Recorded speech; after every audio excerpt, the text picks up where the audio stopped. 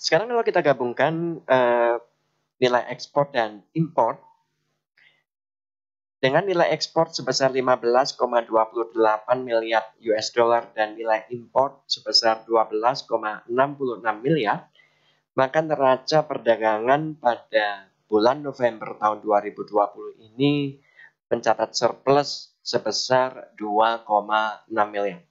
Dan saya harus menyampaikan bahwa surplus ini mengembirakan karena surplus ini terjadi karena adanya kenaikan ekspor yang meningkat baik month to month, sementara impornya juga meningkat 17,14% secara month to month, meskipun secara Y on Y masih mengalami penurunan.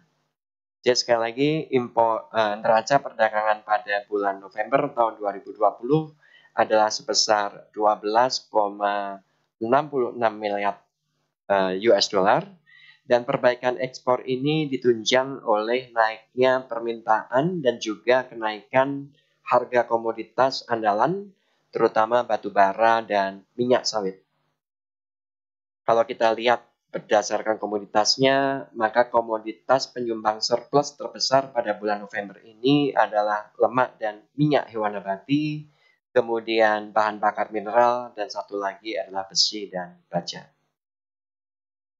Selama bulan November tahun 2020, kita mengalami surplus dengan beberapa negara. Surplus kita ke Amerika Serikat pada bulan November ini adalah sebesar 948,7 juta US dollar. Dengan India juga kita mengalami surplus sebesar 603,8 juta US dollar. Sementara dengan Filipina kita juga masih mengalami surplus 523,4 juta US dollar. Dan sebaliknya, dengan Tiongkok pada bulan November ini kita mengalami defisit sebesar 572,6 juta US dollar, dengan Hong Kong 198 juta US dollar, dan dengan Australia kita juga masih mengalami defisit 142,6 juta US dollar. Neraca perdagangan barang selama Januari-November tahun 2020 masih mengalami surplus yang cukup besar, yaitu 19,66 miliar. Posisi ini jauh lebih mengembirakan kalau kita bandingkan dengan surplus kita pada Januari-November tahun 2019 yang lalu, yang pada waktu itu kita mengalami defisit sebesar 3,5 miliar.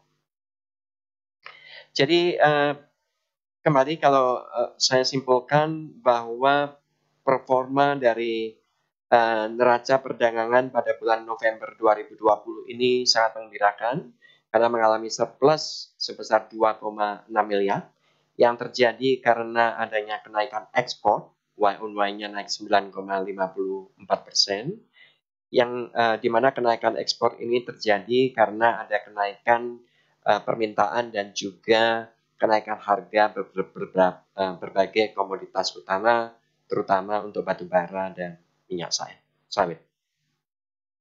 Demikian indikator untuk ekspor dan impor. Sekarang saya berpindah kepada upah buruh tani.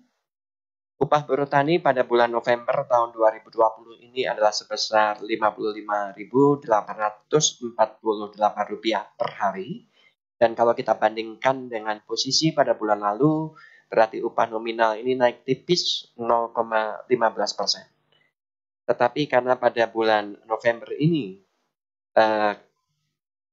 terjadi kenaikan indeks konsumsi rumah tangga di pedesaan sebesar 0,51%, maka secara real upah buruh tani ini mengalami penurunan 0,36%. Fenomena yang sama juga terjadi untuk upah buruh bangunan, di mana upah buruh bangunan pada bulan November tahun 2020 ini hampir flat, hanya naik 0,04%. Dan karena pada bulan November ini terjadi inflasi sebesar 0,28%, itu yang menyebabkan upah real buruh bangunan mengalami penurunan sebesar 0,24%.